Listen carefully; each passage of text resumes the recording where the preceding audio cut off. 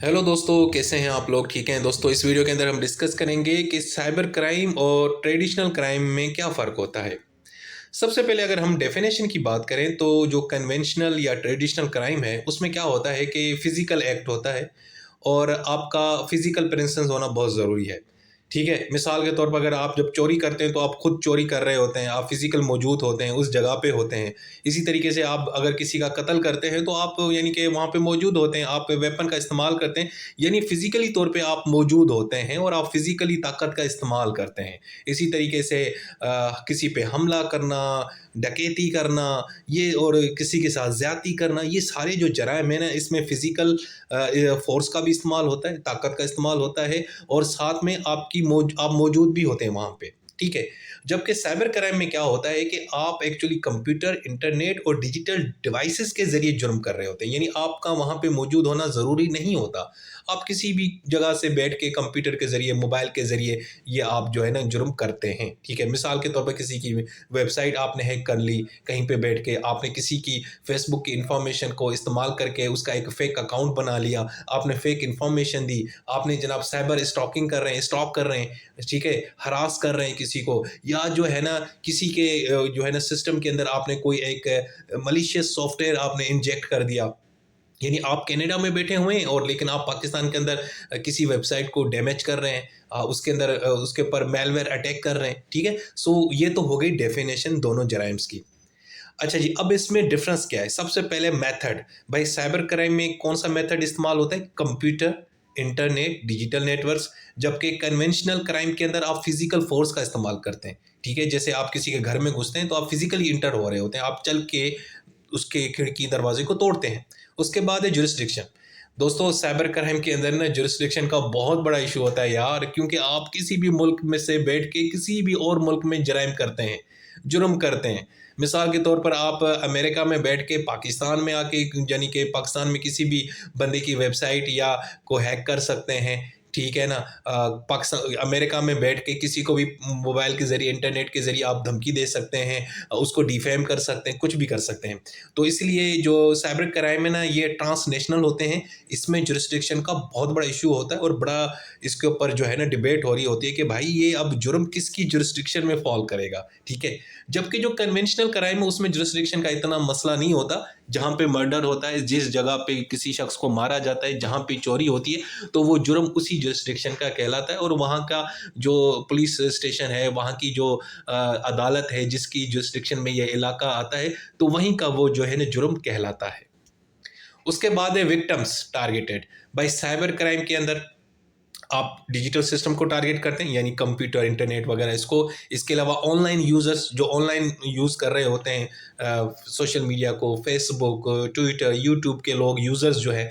इसके अलावा जितनी भी आपकी सेंसिटिव पर्सनल डेटा मौजूद है इंटरनेट के ऊपर, आप उसको हिट कर रहे होते हैं। किसी का फेसबुक अकाउंट आपने हैक कर दिया, ठीक है? पर्सनल डेटा उड़ गई सारी। इसी तरीके से किसी के जो ईमेल एड्रेसेस हैं आपने वो चोरी कर लिए, तो आपका जो टारगेट है वो इन्फॉर्मेशन भी है, सिस्टम भी है और अगले बंदे की इन्फॉर्मेशन या डेटा भी है। उसके बाद कन्वेंशनल क्राइम में आपका जो टारगेट है वो या इंडिविजुअल होता है या किसी की फिजिकल प्रॉपर्टी, किसी की गाड़ी चोरी कर ली तो फिजिकल कोई चीज़ चुरा ली, ठीक है ना? और या जो है ना किसी को फिजिकल हिट कर दिया, यानी या तो किसी के जिस्म को नुकसान पहुंचाते हैं या उसकी प्रॉपर्टी को नुकसान पहुंचाते हैं। उसके बाद है scale of crime. Cyber crime का जो स्केल है ना वो बहुत बहुत बड़ा है। उसका कोई एक सिंगल लोकेशन नहीं होती, कहीं से भी हो सकता है, इवन कि आप मौजूद ना भी हों। बाज़ औक़ात एक हैकर जो है ना एक जगह से बैठ के मुख्तलिफ कंट्रीज़ के अंदर वो ना जो है ना साइबर क्राइम करता है। यानी एक बंदा अमेरिका में बैठ के पूरी दुनिया के जो है ना बैंक अकाउंट्स को हैक कर सकता है। तो यानी कि इसका जो स्केल है वो बहुत ही महदूद, यानी कि महदूद नहीं है बल्कि बहुत ही ब्रॉड है। उसके बाद एक कन्वेंशनल क्राइम में क्या होता है, स्केल बड़ा लिमिटेड होता है, ठीक है? आप यानी कि एक जो रॉबर है, जो चोरी करने वाला है, वो एक ही जगह पे एट अ टाइम या एट अ टाइम 2 जगहों पे चोरी कर सकता है एक ही दिन के अंदर, हर जगह पे मौजूद नहीं हो सकता वो, ठीक है ना? यानी अगर आप समनाबाद में चोरी कर रहे हैं, तो समनाबाद में उस टाइम मौजूद हो सकते हैं। ये नहीं है आप एट अ टाइम समनाबाद में भी चोरी कर रहे हो, एट अ टाइम आप जो है ना वो गड़ीशॉ में भी चोरी कर रहे हो और एट अ टाइम आप जो है ना जौहर टाउन में भी, ये नहीं हो सकता। लेकिन साइबर क्राइम में ये हो सकता है कि आप एक ही जगह से बैठ के मुख्तलिफ जगहों पे जुर्म कर रहे होते हैं।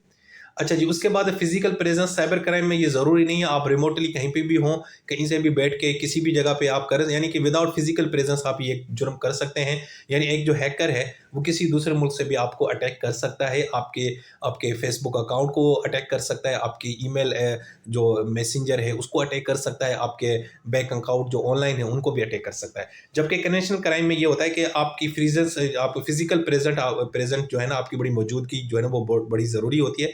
आप यहीं के आपको हम वहाँ पे मौजूद होना बड़ा ज़रूरी है, जहाँ पे आप किसी को मार रहे हैं तो आप वहीं पे मौजूद होते हैं, ठीक है। अच्छा जी, उसके बाद एविडेंस, साइबर क्राइम में ज़्यादातर जो है ना डिजिटल एविडेंस होते हैं, जैसे किसी की आईपी एड्रेस होती है, इंटरनेट प्रोटोकॉल एड्रेस होती है, लॉग फाइल्स होती है, मेटा डेट होती है, यानी हैश वैल्यूज़, ये सारी चीज़ें देखते हैं।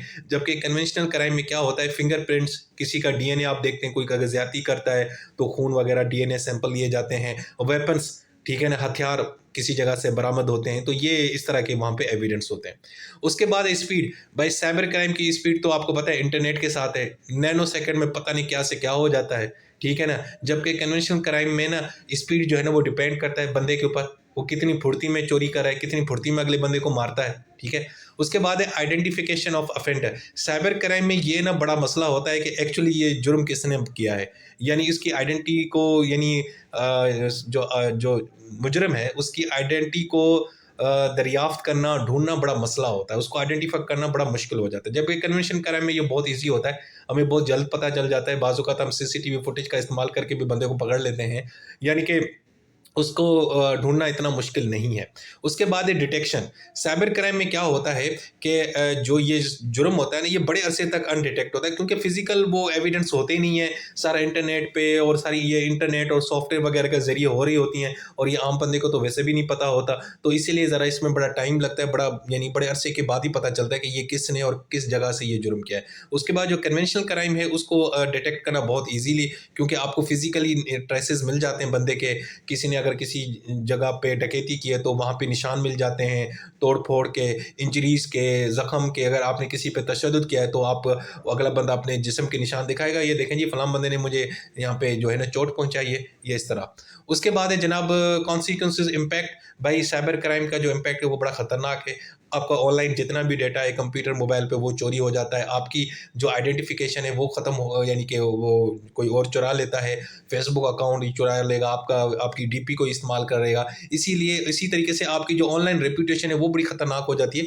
यानी कोई आपसे कोई मनसूब गलत, फेक या न्यूड तस्वीर या वीडियो अपलोड कर दे, तो फिर आप तो कहीं के नहीं रहते, भले वो एआई से बने ही हो, लेकिन रेपुटेशन तो गई भाईजान। उसके बाद जो कन्वेंशनल क्राइम है उसका जो ज़्यादातर कॉजेज़ है वो फिजिकली होता है, फिजिकली इंजरी, इमोशनल ट्रॉमा, थोड़ा बहुत फाइनेंशियल लॉस, यानी आपकी गाड़ी चोरी हो जाती है तो आपको, यानी कि ज़ाहिर बात है फाइनेंशियल लॉस होता है। अच्छा जी, अब कॉमन एग्जांपल, साइबर क्राइम में हैकिंग होती है, फिशिंग होती है, साइबर बुलिंग होती है, मैलवेयर अटैक, सॉफ्टवेयर के ज़रिए आप किसी का जो है ना वायरस के ज़रिए किसी के सिस्टम को बिठा देते हैं, उसका मोबाइल काम नहीं करता, लैपटॉप बैठ जाता है, ठीक है, इस तरह। जबकि कन्वेंशनल क्राइम में मर्डर, एक्सटॉर्शन, ठीक है, रॉबरी, डकैती, चोरी करना, असॉल्ट, किसी पे हमला करना, तशद्दुद का निशाना बनाना, हब्से बेजा में किसी को रखना, ठीक है ना, किसी को जनाब किसी जगह पे बांध के रखना, अगवा करना, ये सारी फिजिकल, यानी कि जो कन्वेंशनल जो जराइम है ये उसके एग्जांपल्स हैं। सो दोस्तों, उम्मीद है कि ये वीडियो आपको पसंद आई होगी। मैंने बहुत ही स्पीड में ये बनाई है ताकि आपका काम जल्दी से हो जाए। ठीक है जी, अपना ख्याल रखें, टेक केयर, अल्लाह हाफ़िज़।